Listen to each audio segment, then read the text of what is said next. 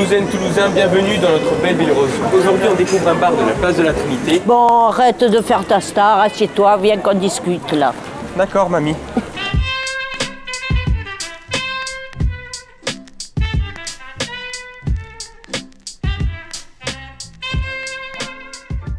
Comment ça va, mamie? Et ça va. En forme, merci de nous accueillir chez toi, chez mamie. On parlait un peu tout à l'heure d'internet. Est-ce que tu es pas la nouvelle youtubeuse toulousaine? Ouais, je suis youtubeuse. Youtubeuse? Il paraît que ça plaît à ton petit-fils? Oh ouais, c'est un fanatique de youtubeur. Donc bientôt mamie sur YouTube, mais pour l'instant c'est sur Demain en Rose pour aujourd'hui. Écoute, bon, comme nombre de Toulousains, j'ai passé des années à la place Saint-Pierre, dans un de tes nombreux bars. Qu'est-ce qui t'a donné envie d'ouvrir chez mamie ici à la place de la Trinité? Pour suivre les clients. Suivre les clients. Parce que j'ai remarqué que les clients de Saint-Pierre restaient groupés dans un... Donc j'ai créé un autre bar pour les suivre tout simplement. Et oui, parce qu'on arrive assez jeune à Saint-Pierre, puis on grandit, on grandit, on grandit. Et oui, vous grandissez. Et donc tu as... Mais vous faites toujours la fête. Oui, tu as ouvert une... Modérément, d'une autre manière, mais vous faites toujours la fête. Tu as ouvert une nouvelle maison qui permet d'accueillir... Voilà, mes anciens petits clients. Françoise, je sais que tu as beaucoup de petits-enfants. 4. 4. Ah merde, j'ai mis 5. 4. Mais on te considère un peu comme la mamie de tous les bringueurs toulousains. Qu'est-ce que ça fait? Oh, ça fait plaisir, c'est jouissif. Parce que tu peux pas te promener 2 minutes dans la rue sans dire bonjour à un jeune que tu as croisé. Ouais, mais j'adore les jeunes. On te connaît tous, comme je le dis, mais on connaît moins ton histoire. Est-ce que tu peux nous raconter comment est née cette histoire entre mamie et les bars toulousains? Je fais toutes les choses au feeling. Comme ton interview, là, je l'ai fait au feeling, tu vois. J'invente au fur et à mesure. Et dans ma vie, ça a toujours été comme ça.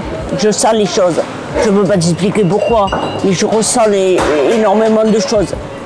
Ouais, je ne suis pas aveugle, mais j'ai ce sens qui est développé. Donc je ressens beaucoup les choses.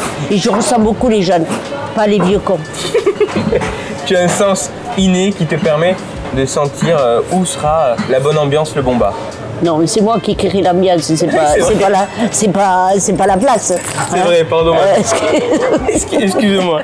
Écoute, est-ce qu'on n'irait pas à l'intérieur voir un peu chez mamie? Allez, enfin, chez si toi, tu quoi. veux.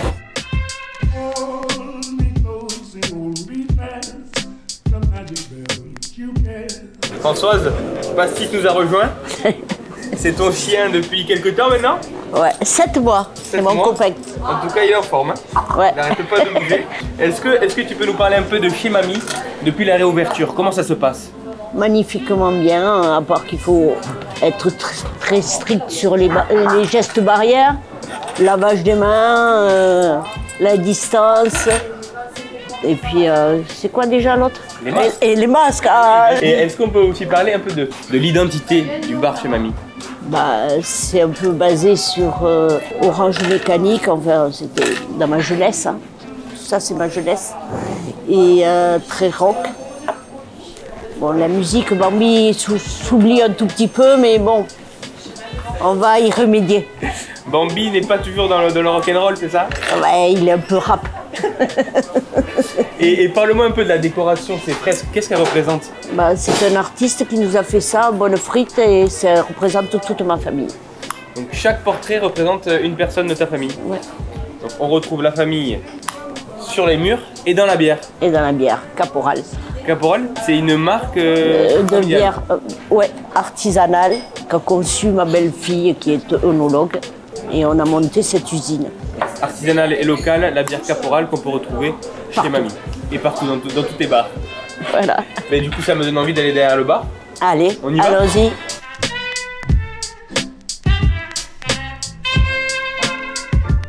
Mamie, il faudra que tu me dises ton secret parce que tu as pris quelques centimètres d'un coup là. Eh oui, la cagette. Et dis-moi, avec toutes les nuits toulousaines que tu as pu voir, est-ce que tu aurais une petite anecdote croustillante à nous partager? Pas une anecdote, mais un souvenir qui me remplit la tête. C'est la Ola de la Coupe du Monde. Quelle année? Batman, quelle année? 2018.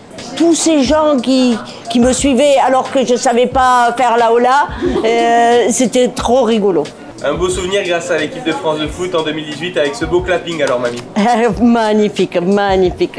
On approche de la fin de l'interview déjà. Tu vas me manquer mamie. Est-ce que tu peux nous donner ton bon plan de main en rose chez mamie? Ah oui, je vais te donner une fresque signée là et voilà. Un bon plan super collector, une fresque portrait de chez mamie et c'est un modèle unique. Unique. Personne n'en a une Non. à part sur les murs de chez mamie. À part celle qu'on me vole. À part celle qu'on te vole dans les toilettes. Dans les toilettes. Donc là, ce sera un vrai inédit Ouais. que tu donnes en bon plan. Merci beaucoup, mamie. Et enfin, quel défi on peut relever pour toi, un défi de main en rose? Tu dois amener pastis chez le toiletteur. Je t'avoue que c'est vrai que Pastis avait une petite odeur tout à l'heure. Eh, il sent fort, il sent fort. Alors, je te promets, je vais te le ramener tout propre et il sentira bon. Ah, merci. Mamie, merci beaucoup Bisous. pour ton accueil. À très vite. Au revoir.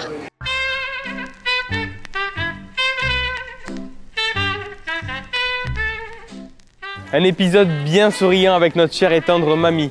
Petit clin d'œil, on se retrouve ici, place de la Trinité, où on avait commencé avec notre premier épisode. C'est notre dernier épisode commerçant. Prenez soin de vous et on se retrouve rapidement pour conclure notre première saison de Main en Rose.